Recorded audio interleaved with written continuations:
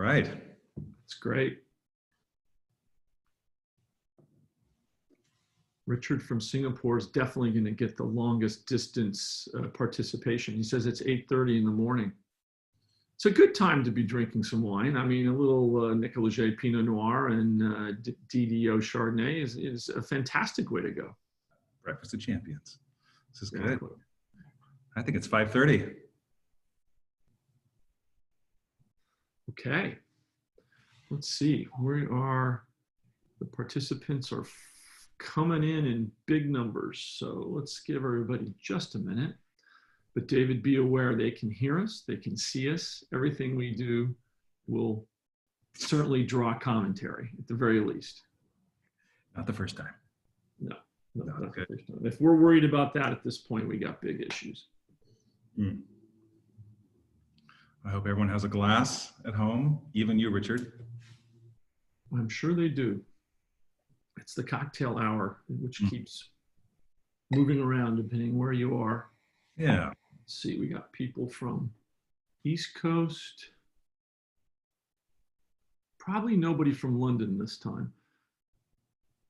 Oh my God, somebody asked, who's Mark? Whatever happened to Sad Cafe?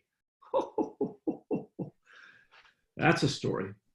Good. Not an IRS story. That was an A&M story when I was a college rep before we started IRS. But I mean, that's just, I haven't heard, is Sad Cafe even on Apple Music or Spotify? That would be a very interesting question. They were talented, really talented. They had 2 albums, I believe. Let's see, we got still a lot of people joining. It's 5:32. I guess David will give another moment.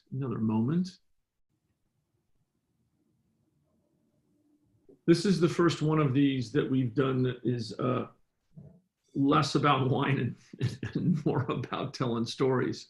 Right. But, it'll be, I'm sure it'll be fun. It'll be fun. I'm just grateful that everyone has consented willingly for 1 more minute on Zoom. I think that's lovely. Yeah, I know. As if we need more time on Zoom, right? Exactly. Well, we all need this hour. Just yeah. Well, this is recreational. Hopefully this is recreational. All right. Listen, we've got 80% of the people that have signed up. We got a couple hundred. It's fantastic to have you all here this evening, or in the one case of our friend from Singapore, it's morning. But thank you so much for joining. David Millman and I are very, very happy to host you for, this is the 5th of our series of webinars and the first joint webinar that we're doing, this time partnered with our dear friends at Domaine Drouhin. Welcome, David. Thank you very much. Very good to be here in beautiful, deserted downtown Portland, where the streets have no names, I guess. But I can't think of a better way to spend the next hour just catching up with you, and we get a chance to talk from time to time and see each other from time to time. But in the absence of any kind of schedule, this is just great. So I thought maybe we would start by talking about what's in our glass, because I'm just going to assume that, you know, it is important that we're drinking. That is very important. It's important that all of you out there are drinking as well. And before David starts talking about the wine that he's drinking, I know you all know this, but there's a chat element here and there is a question element. And David and I are gonna, when one of us is talking, we're gonna try to keep an eye out on that and respond. So we wanna make this as interactive as possible. So certainly at the very least, tell us what you're drinking and what's going on with that. But David, why don't you start? Yeah, well, I thought this was special, so I pulled out a bottle of our 2016 Edition Limitée Pinot Noir. It's something that we started doing in 2011. You know, Veronique has been walking our particular piece of the Dundee Hills for the last 33 years. And so she has a familiarity with each piece of each row. And so starting in 2011, just thought there would be a different expression of the vineyard that she could share. So we make about 250 cases of this. We're just about to release 2017, so we're just down to the end of this. And it's delicious. The 2016 vintage really was the third in a row of 14, 15, 16 that were all on the warmer side, but beautiful and ripe. In fact, by the time we hit 2016, because we'd seen this kind of harvest now the 2 years prior, we were able to play a little bit more with whole cluster. So there's about, I'd say 7 of the 10 barrels in this have about 30% whole cluster, and it's just a beautiful, classic, elegant piece of us. So that's what I'm drinking. Jay? Perfect. Yeah, I thought you were going to say by the time we hit 2016, after going through 14, 15, and 16, we thought that they'd moved the border between California and Oregon, and that the weather was in fact California, is where I thought you were going with that. But you say that, and do you remember, 25 years ago, I remember that when the 1995 Ridge Pagani Ranch comes out, and I remember Parker describing it as a monster because the alcohol was 14.9%. That was considered just extraordinary 25 years ago, and it's just such a different world now. So anyway. Well, I brought out actually a bottle of 2015 Nicolas-Jay Willamette Valley Pinot Noir. I brought that out because it is drinking fantastic right now. We don't have a whole lot of it left. We have some, if you're interested. But this is a wine, 2015 was, as David says, one of a series of 3 very warm vintages. And it had come on the heels of 2014, which was the debut of Nicolas-Jay. And our 2014 was great. We were very happy. We got great response, basically sold it out relatively quickly.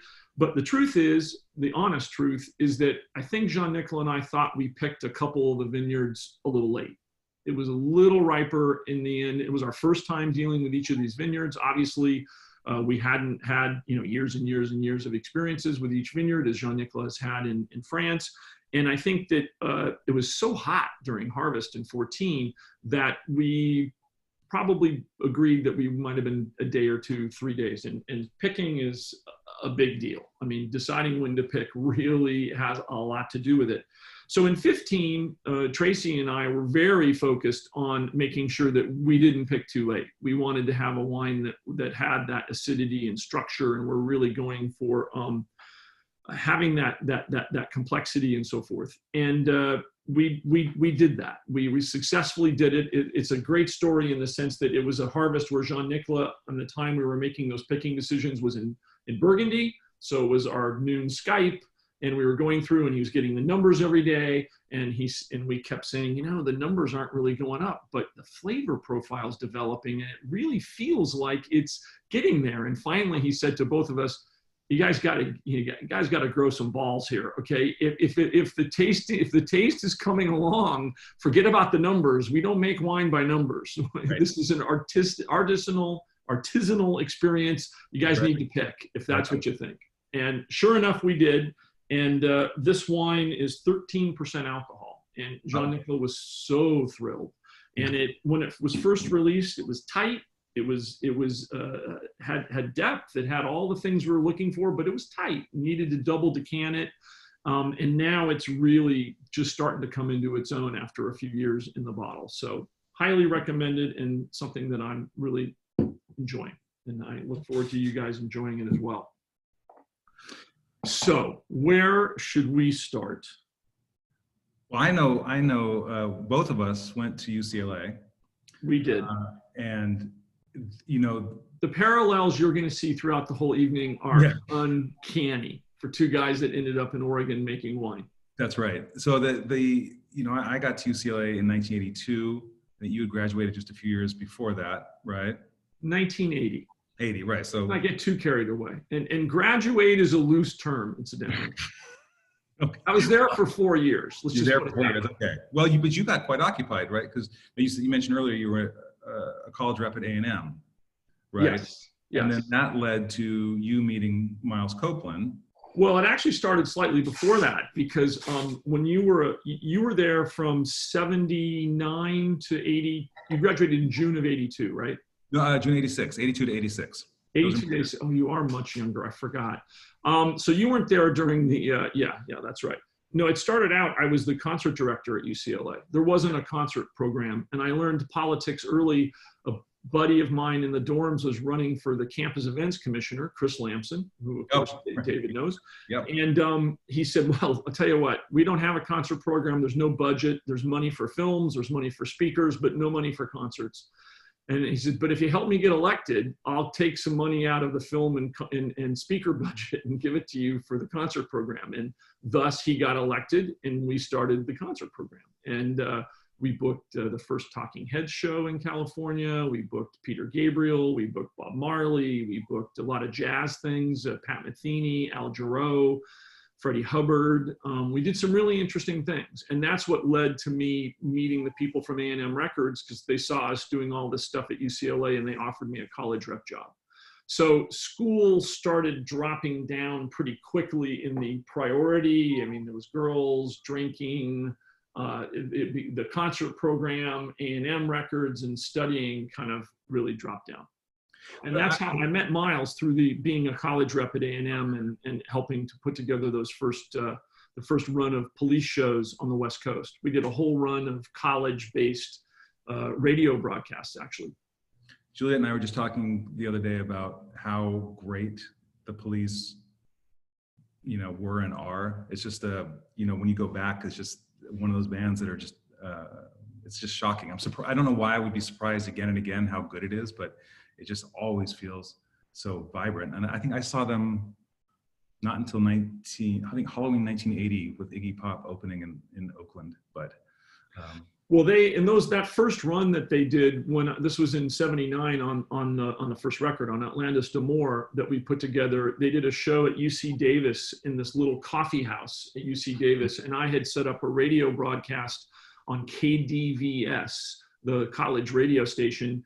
And these three guys played in the corner on a stage that was like, 10 feet wide and 6 feet deep. Stuart could barely get his drums set up on there. And I mean, you just couldn't believe the sounds that came out of those three guys. It's three guys.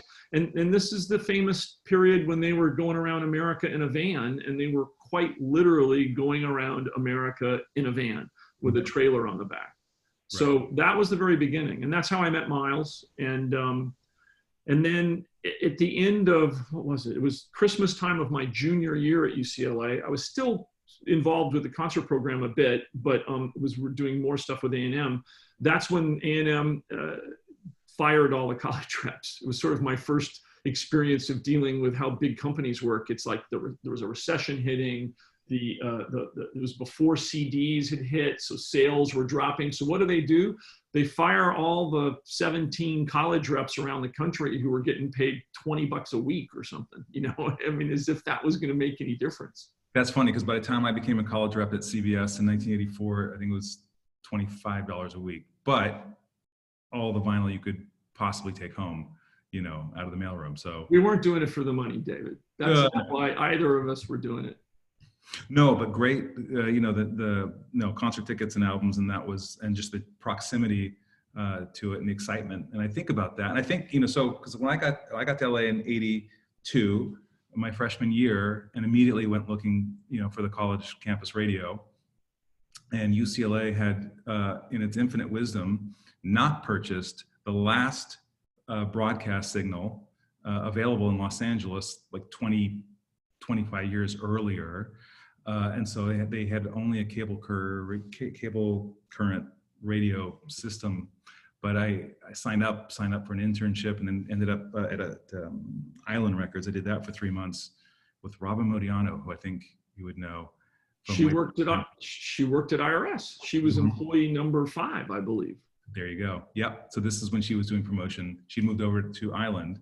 Right. Promotion, yeah. So stuffed a lot of envelopes. That was back when you had to fill out the UPS log was, you filled that out by hand every time. There was no, there was no automation. No electronics. No, you were the automation, but it was great. And Lionel Conway was there doing the publishing, and it was just super fun to be around it. And that's when, King Sunny Ade was just breaking. On Polygon, yeah.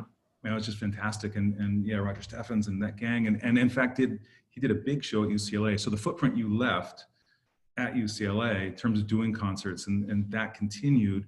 And I went to see you speak my freshman year. And the idea that the guy that founded IRS Records was going to be, speaking on campus. I'd gone to LA because that was the UC campus in Los Angeles. I'm from Kensington, which is North Berkeley. And so I wasn't going to get into Berkeley, but I did get into UCLA, and that's where entertainment is. And so seeing you speak and talk about it, and there's a wonderful writer named Chris Gill, and written for guitar magazines forever, and Big Wine. He's just a great guy. It turns out he went to that same, we were comparing notes the other day, he went to the same guest lecture that you gave on campus, because he was at UCLA at that time also.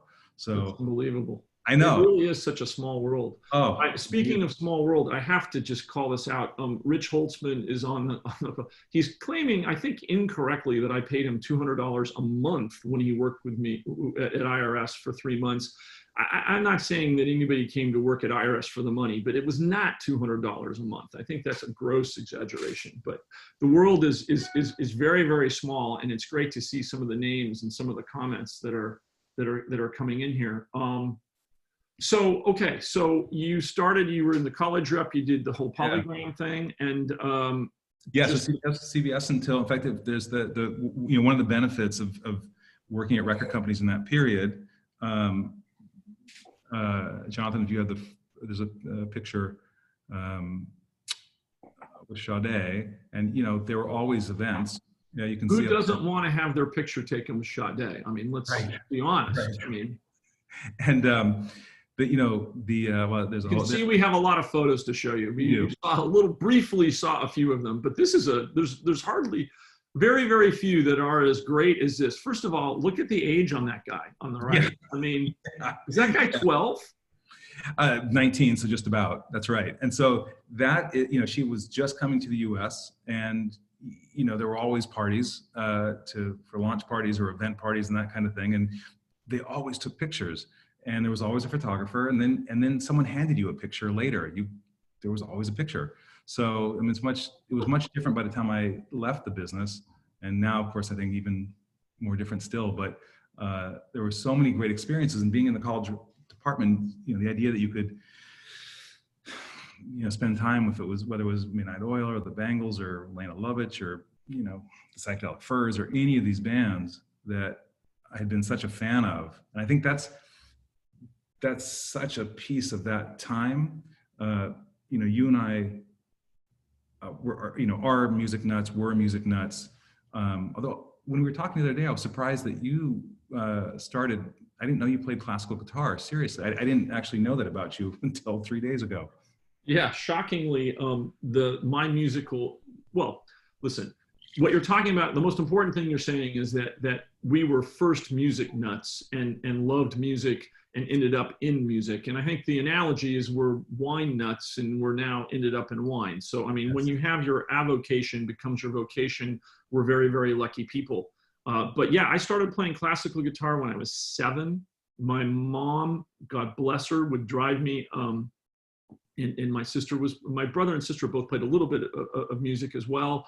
And I would drive down to Long Beach to this guy Joel Valdivia, and he'd studied under Segovia, and I was way into it. And it wasn't one of these things where my parents made me do it. I just loved it, and I played from when I was 7 up until I played forever. I still kind of mess around, but the focused classical, practicing several hours a day and all the rest of that stuff stopped when I was 15 years old. And the story is that on Thanksgiving night of whenever that year was, I'm going to date myself, but 1974, I think, my friend got tickets to The Who at the Forum in Los Angeles to perform Quadrophenia. This is when Quadrophenia had just been released, and it was their first tour doing it. And my mom had Thanksgiving. We had Thanksgiving early at 2 in the afternoon so that I could go see The Who at the Forum. My parents obviously were not good judges of what I should do and shouldn't do, so they let me do that. And I went with Mitch to the Forum, and we saw The Who. I mean, they walked out on the stage, and it was like the sea in the sand, and they played it straight through. And I came home and I was not any longer interested in playing classical guitar. That was pretty much the end of it. From that point, I decided that I had to get an electric guitar, and off it went. But that passion for music and knowing how to read music and actually write music was very important for me when I got into the music business and working with bands in the studio and right. Even in signing bands and talking to bands and really having appreciation. There's a question about Oingo Boingo. Oingo Boingo, I'll quickly tell you the story of how IRS started. So I worked with Miles on those police things. The A&M had fired the college reps at our whopping salary. And Miles had come back into town from London where he lived and said to the artist relations guy, Bob Garcia, hey, is that guy Jay, where is he? And he said, well, he's going to school. So I came back and met Miles on the lot, and he said, look, I want to start this record company. I can't pay you really anything, but we'll co-own it. And I was either smart enough or stupid enough to think that that was a really good idea. And he said he had a line on signing this band who I love, the Buzzcocks, who had a bunch of singles. Yep. And he was going to go back to the UK and see if he could put that together. They were signed to United Artists, I think, at the time, and had done a bunch of things. So we created Singles Going Steady, and the September of 1979, which is the fall of my senior year at UCLA, which you're starting to get the picture as to why I didn't actually walk up with a cap and gown on. Right. We released Singles Going Steady, and that was the first release. But the first band I ever signed was Oingo Boingo, the Mystic Knights of Oingo Boingo, who were a staple in Los Angeles. And going back to the classical music thing, the musical talents and the arrangements and the writing from the brass section all the way through. Oingo Boingo still to this day, one of the most amazing bands from a musical capability standpoint. But you, that night I went to see you as a guest lecturer, you talked about putting together the artwork on Singles Going Steady. And so I can still remember that. And yeah, so it's funny. I did, and this is exactly why, and those of you that have seen that album cover, is exactly why I hired Carl Grasso, was the first employee of IRS, because he was a talented, immensely gifted graphic artist and visual artist, and also one of my best friends became, and he did every album. He oversaw every album cover from then, because my ability to do album covers was not high. Right. Yeah, that's a different skill set. But there we go. But then again, you then find bands like REM. So there's the next 7, 8, 9 years are pretty exciting. It started, Oingo Boingo was the first band that got us going. The Buzzcocks got us going, actually. Literally there was our entire staff was me and Miles, and we hired a guy, Bob Lall, who was sort of doing Faulty Products in New York. But then Oingo Boingo, and then the Go-Go's. The Go-Go's was an LA staple. Miles, myself, John Guarneri, we were all involved in the signing of the Go-Go's. And they were a terrific, they were fantastic. And what was interesting about the Go-Go's, and I think the thing that I learned in that whole experience was really understanding the power of not just the music, but the social and cultural elements of bands. And if you think about many of the great bands, yes, the music was incredible. They had catchy songs, or they had deeply political or emotionally connecting lyrics, or whatever it might have been. But most often, the truly great ones had a cultural and social impact as well. And the Go-Go's really captured that. Every girl from about 14 to 30, when the Go-Go's were out, were dressing like them, looked like them, quoting them. It was really quite an experience. That is some sort of a picture. So that's X Scene from X. Many of you may recognize. That was backstage at, I believe, the Palladium, when the Go-Go's had done the Sold Out, or it might have been the Greek Theater when they came back, when their album had gone #1. That was 1981. They actually did a tour. Miles graciously, very smartly, gave a percentage of IRS. I think the police owned like 5% or 10% or whatever of IRS, and he gave it to them. partly because he was obviously spending a lot of time on IRS that he should have been spending maybe managing the police. But the second thing is that part of the deal was the police put the opening acts were always going to be IRS acts. And the Go-Go's album started to take off. They went out and did a whole tour, which this great agent, John Huey, who's working with Miles's brother, Ian Copeland, and these names I know are resonating with a lot of you, a lot of the names that I see out there. John had booked the first tour with clubs and small venues, and it was really blowing up. But Miles went to the police and said, you're doing this big, their first arena tour, and would you have the Go-Go's open? And they did. And while that tour, they were playing in front of, 18,000 people a night, 20,000 people a night, with behind, opening up for one of the hottest bands in the world.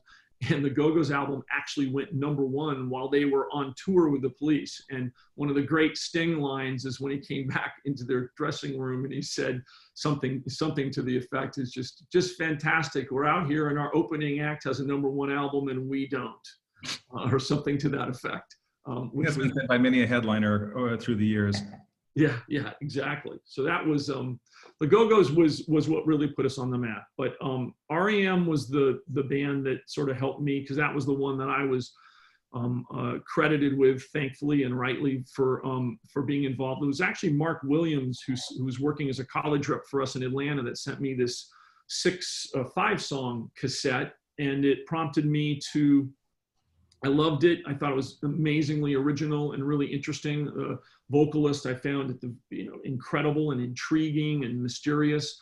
And my girlfriend at the time was getting her master's down at Tulane, and the manager, Jefferson Holt, sent me I think it was a telex actually back in that time or something, saying that they were going to be playing New Orleans. They hadn't really played much out of the South. And I went down to New Orleans and saw them in this little club called the Beat Exchange.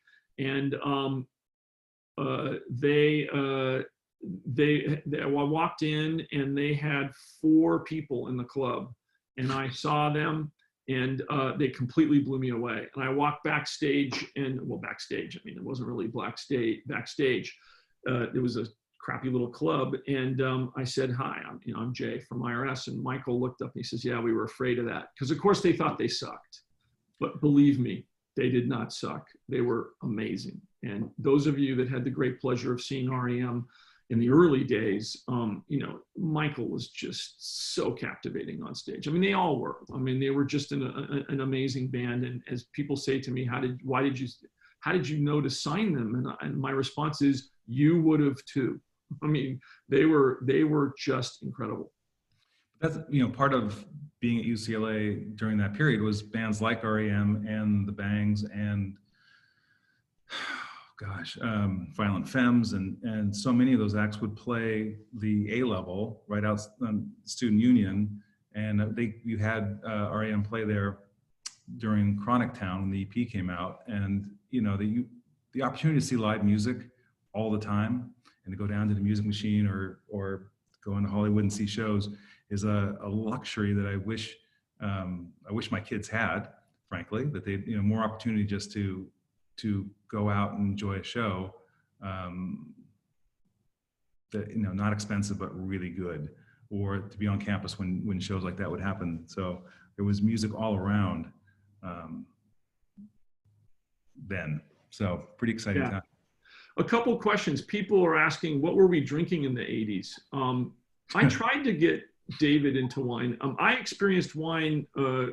My roommate at UCLA worked for a wine distributor, and I got to go up to Napa with him once. And that's where I first saw and really understood this whole thing. It was around food, which I loved.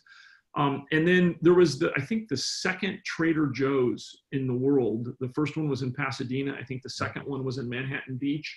That's where I moved to when we started IRS after UCLA. And I lived very close to this one. And they, of course, as they still do, had wines that were affordable. And so I got exposed to a lot of early Santa Barbara wineries like Zaca Mesa and Firestone and Sanford and actually Au Bon Clement. I think I met Jim Clendenin one of the legends in California wine, maybe in the mid 80s, like 84, 85, something like that, 86. Yeah. And the one who really influenced my my drinking in terms of what we were drinking, to answer your question, was Kermit Lynch. I met him in 85, and he was a big music guy, really big music guy. He actually made records, wrote material, and Right. With made Box Skaggs, right? Didn't he? yeah, maybe 2 albums, maybe 3 albums that Kermit created. A very artistic guy, really great guy, fantastic guy. But he really turned me on to amazing wines. Obviously nothing domestically, because he didn't carry any of that. And he would also, the other thing he did for me in terms of exposing me to wine is they would set up, like if I had to go to Europe, I would be able to take a day or two off of whatever tour I was going with, or if I was meeting with our distributor in Paris, I would always manage to have a day, and I'd get on a train and go down to Burgundy and go visit 2 of Kermit's producers, or go down to the Rhone. So I got to meet some of the early Burgundy producers there as courtesy, and also Jean-Nicolas. I mean, later on, I met Jean-Nicolas in '87 when he was going to school with my sister at Penn. And that's when I met him for the first time. And so then from that point, I had a real contact, a good friend there, and I would stay with him, and he would, help me when he went back to Burgundy in '89. So I drank a variety of things, nothing that really cost much money until maybe the late '80s, after we'd had more hits, so to speak. I was able to buy, but Burgundy the wines were so much cheaper. I mean, I look at the price tags on some of these wines, Yeah, I bet. The cellar, and it's crazy. Yeah, I didn't at that point when you and I reconnected. So after college, I went to work at Polygram Records for 3 years during the heavy metal years. Lots of Bon Jovi, and I think there's a picture of various laminates and things like that. But lots of. Do you have a John Bon Jovi story? I mean, you must. He's pretty much known as one of the best businessmen. Yeah. Who also had, I mean, maybe one of the shrewdest, most astute business people who was an artist. Yeah, when I came aboard in '86, it was about 2 months ahead of when they released Slippery When Wet, and they'd had 2 albums before. They had one pretty good sized hit on the first album called Runaway, but this was the big record. And I remember we were going to some show downtown, and then we stopped along the way to go see the video shoot for Living on a Prayer. And we were there for a few hours watching the shoot go by. And I remember them having to move the audience around to make it look like there were actually people at the Olympic Auditorium, because that was a very favorite venue for video shoots back then. And just thinking, oh, that's nice. And then the thing just exploded so quickly. So big. I thought he was really, disciplined in a way that you wouldn't expect. I mean, and really decent in the interactions that I had with him. I was a publicity assistant. When I graduated from school, then that's the end of, you're not a college rep if you're not in college. And I didn't want to work in the mailroom. And I was really lucky. I'd applied for a job at Polygram, and unbeknownst to me, Glenn Brunman, when he was at Epic Records, called Nancy Sullivan and said, you should just hire this guy. And Glenn is an amazing person. He's the person that put Springsteen on the cover of Time and Newsweek simultaneously. Yeah. So he's sort of a PR legend, was working with Michael Jackson quite a bit at that point, and just really an amazing thinker. And I remember Nancy calling me and saying, well, I don't know who you are, but Glenn said I should hire you, so you should at least come in. And so that started that period. But so, and when you're at a label, if you own the label, you choose the bands that are on it. If you work at the label, you work on the bands that you're given, right? So it's kind of whatever you have. And one day it could be, going to, setting up Cameo to be on Solid Gold. That was a regular kind of event, putting people on Solid Gold. Or, or Pete Shelley went after, the Buzzcocks when we had singles. And by the way, Doug Frost, yes, we should absolutely cheer. Yeah, I saw Doug's thing. We should hold a glass to Pete Shelley, who recently passed away. It was a very sad, a very, very sad day. But I remember so John was really funny. The LA Times wanted to do a story on him. We'll make it a Sunday cover story. And that, as a PR person, that's a big deal to be able to bring that in.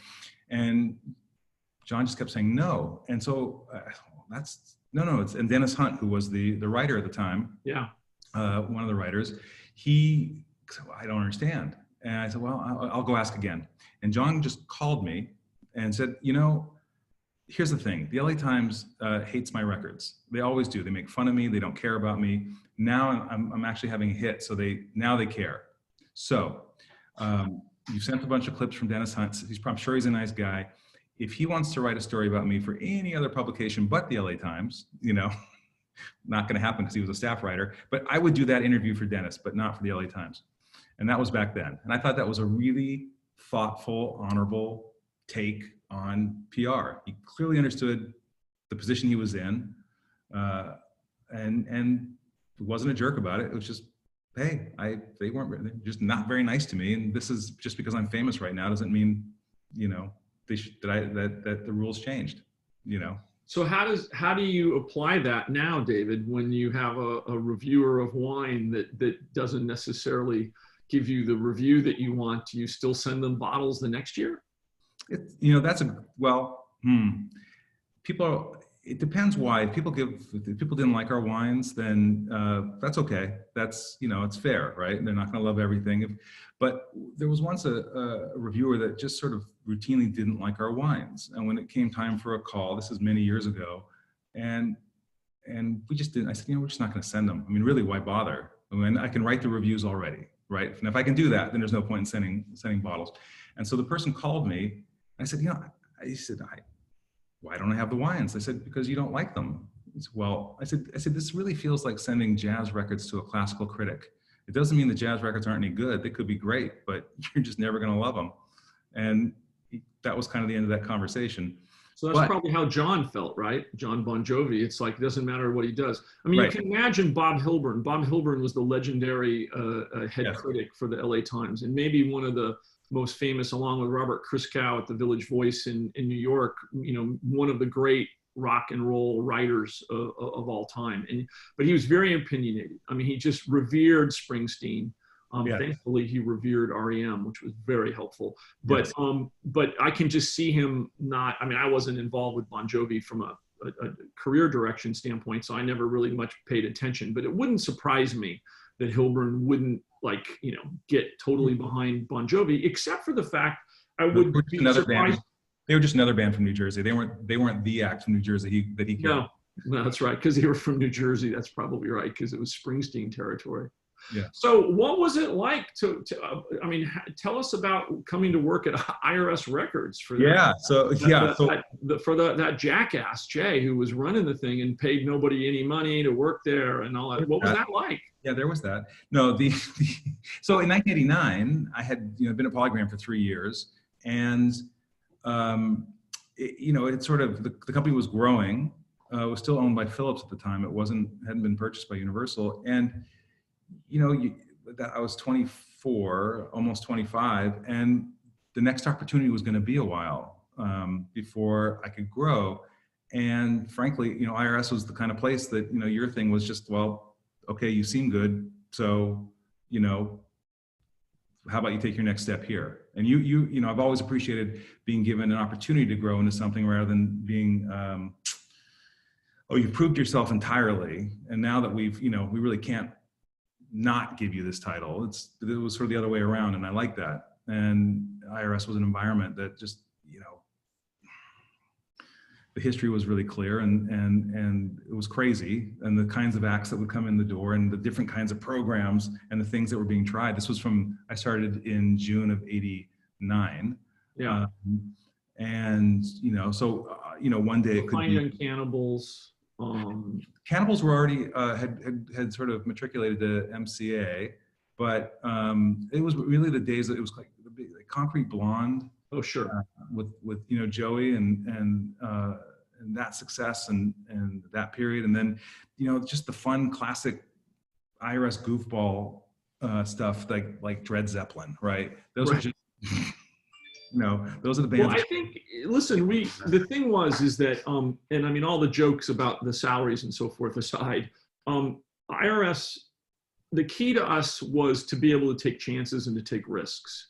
And musically, on bands and on people. On bands and on people, right? It's exactly right. And so we were never going to do well by trying to hire, whether it was a radio person, a publicist, a graphic designer, someone who was the hottest person out there in the marketplace. Where we were going to make it was by finding somebody that we thought had all the makings, had the creativity, had the energy, that we thought just had that hunch that this person's a star. And we would bet on them, and the sort of quid pro quo, if you will, was we gave people a lot of leash. You had a lot of opportunity. You wanted to try some wild stuff. You wanted to try this. You wanted to sort of chart the course. We were able to say, look, your fingerprints are going to be all over this, and you're going to really be part of the story. It's not like you're going to be a cog in some wheel. You are going to be the wheel in terms of doing it. And so it really, when I think back at the fantastic people who we worked with, and it's really, people now come back and they'll say to me, like, you were the employee development department for the music industry. I mean, if you look at all the people that got their first job or one of their first jobs at IRS, and then they ended up running a label or being head of promotion or head of publicity or head of whatever else it was, right. Very, very successful managers. It really was a development, and it's about hiring really smart people and then giving them the freedom to take chances. Yeah, that's right. That's right. And that's what IRS was great for. And I was there through 92 and then ended up going from IRS to there long enough to get my IRS bowling shirt. Still have it. That's right. I don't know if you can read this, but it says, yes, setting bowling back a million years. So, and in fact, the sweatshirt, there was an IRS sweatshirt which lists the bands that were on the label in 1990, that my daughter Lucy still wears that all the time, you know, with joy. I think she knows more about most of those bands than I do still, because she's something of a, an encyclopedia about music. So, yeah, so it continues on. So let's take there's some questions here.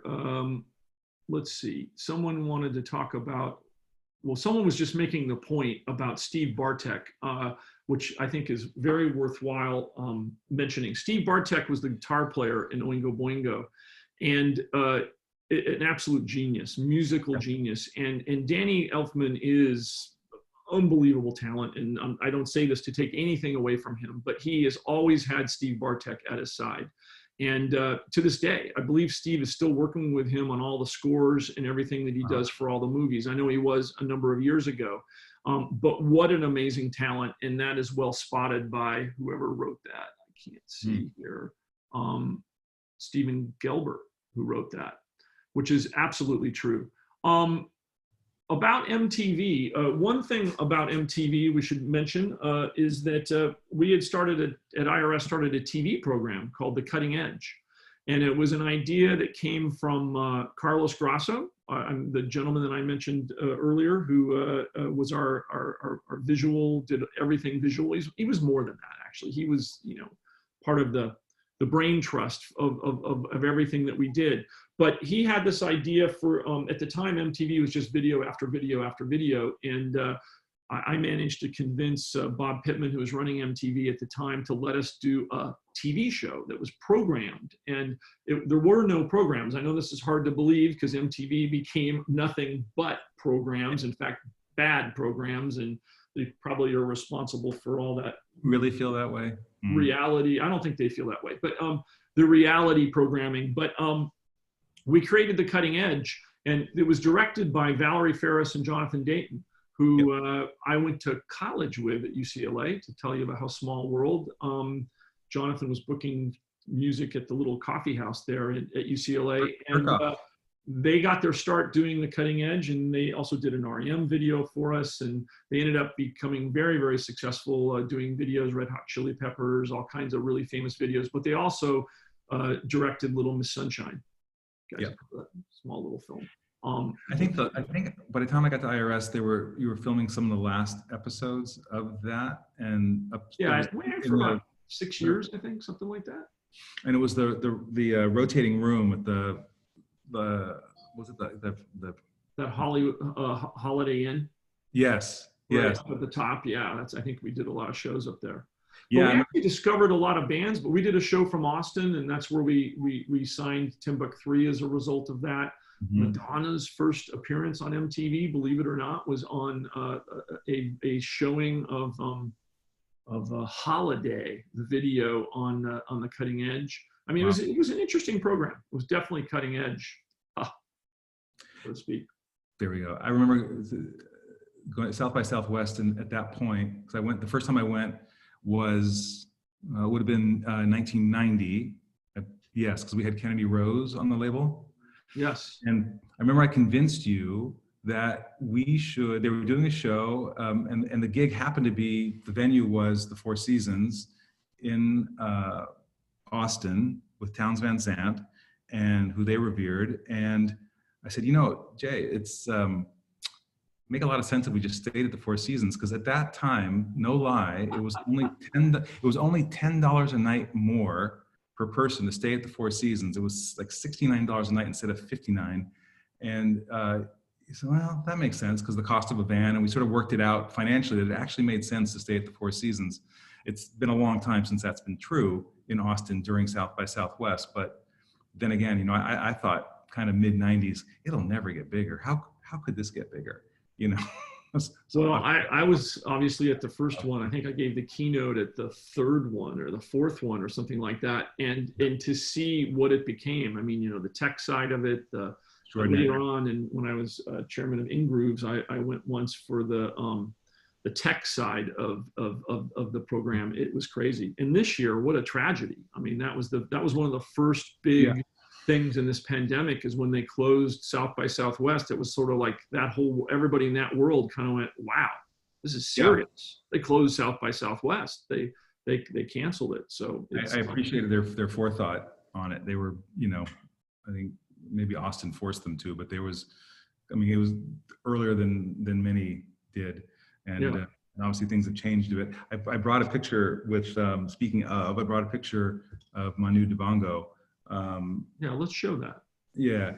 And, Manu, so Manu passed away about a month ago from COVID-related causes, and in outside of Paris, who's 86.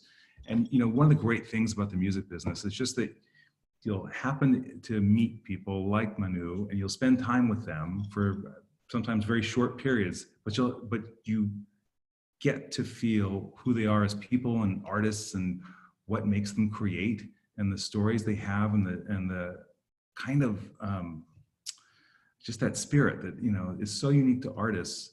And it's something that I know you and I have talked about when we both sort of moved into wine at different times, but I think we're both always chasing that same feeling from the connection. Is this person sparked? Do they bring a kind of magic to what they do? Do they make me feel like songs make me feel, and when the way artists talk about their music, and we both look for that from winemakers that talk about their wine that way. Well, it's really about authenticity, right? It's a lot of it has about authenticity. And I think one of the challenges that you were referring to about working at a big company where you had, records that were sort of handed to you, or artists that were handed to you, is you didn't necessarily authentically love all of them. And how could you? But when you're dealing with wine, it's kind of the same thing. You would never have gone to work for a company who made wine that you didn't personally think was fantastic, right? You wouldn't, you never would have done it, because when you're out there talking about the wine, people can really feel when you're being authentic or versus when you're selling. And listen, when you were doing publicity for a band that you may have personally thought was okay, but you were doing your job, people respected you because they knew you were a publicist, you were hired, that was your job, right? You were supposed to be doing it. But it's very different, I think, when you're going out with wine and you're at a wine dinner and you're representing that wine and talking about it. And I think one of the reasons why it's you have so many boutique and artisanal wineries out there is because you have people who are authentically passionate about the wine that they're making, and they're spreading it. And there was nothing better in music than having that, going into a whatever it might be, you know, an in-store, on a radio interview or whatever it is, and playing some music and then talking about that band and having the people feel your energy about that passion for that band. Talk about the passion. Talk about the passion, yeah. Well, although if I had a nickel for every time I got thrown out of a radio station when I played REM saying the guy can't sing and you can't understand what he says and all the songs sound the same and all the rest of that stuff, which I know it now sounds unfathomable. But speaking of things that were unfathomable, I'll tell you one story about later on, moving through the career. I left IRS in 1993 and actually went to business school for a bit at HBS, and then came back, and we'd sold the company to EMI, and I was meant to run one of their big labels. And for whatever reason, when I was away at school, that didn't end up working. They had hired somebody else to do it while I was away. So I came back, there was really not anything that I wanted to do. And I ended up going over to MCA and running their publishing operation, Universal Music Publishing, for a while. And then eventually a year later or whatever, took over MCA Records. And there was this act that when I first went to MCA Music Publishing, one of the creative guys came in. I said, "Play me your best stuff," and came and played me these 5 songs. And it was this woman from Canada, and she had these 5 songs, and I thought, this stuff is unbelievable. I said, "This is great. Where'd this come from?" I said, "Well, I signed her, been working with her. Her name was Alanis Morissette." And I said, "This is really good." So I marched over and played these 5 songs to MCA Records, my counterpart. And of course, I've just come from IRS. So I'm assuming that record company publishing, you're going to say, "This is amazing." And he said, "I don't know. It just doesn't really do anything for me." And I said, "Really?" And so we ended up funding, and Glenn Ballard was another writer at MCA who ended up producing and doing that album with Alanis, and ended up recording a bunch of songs, and found her a manager, and we took it back to MCA again with the finished songs. It was not the full album, but it was about half of the album. And again, they decided, no, this is just nothing. This is not anything for us. Yeah. And then ended up making a deal eventually with Maverick and licensing them the record, and then off went. But it didn't stop there. Maverick was super excited. It was one of the first releases early on, and Madonna, it was Madonna's label, and they were Guy Oseary and all the people there were super excited about it. But they were not getting any traction in Europe. And the guy that I knew who ran Warner's in England, same exact thing. "No, I don't know. I don't really get it." So we ended up, the publisher, putting on these showcases in England, and I think it was England, Amsterdam, and Germany. And of course, it didn't hurt that Madonna showed up at these showcases. Right. But Alanis, that band that she put together, that John Alexander and her manager Scott Welch helped Alanis put together, was just an incredible group of musicians. And it was kind of like, it wasn't the same, obviously, as the Police, but those early gigs, I think they played, I can't remember the club in London, but it was like, 300 people, and played that record, that first Alanis record, from start to finish. And she was just incredible. And of course, the record ended up selling, I think, 2 million copies in the UK. And that record sold 26 million albums worldwide. Right. And so it just doesn't mean that we're smart and they were dumb, but what it does mean is that not everybody hears everything the same. And there's things that appear to be, not all that commercial that other people hear. And then years later, they all go back and say, well, of course, that act was incredible. Success makes it pretty obvious at that point.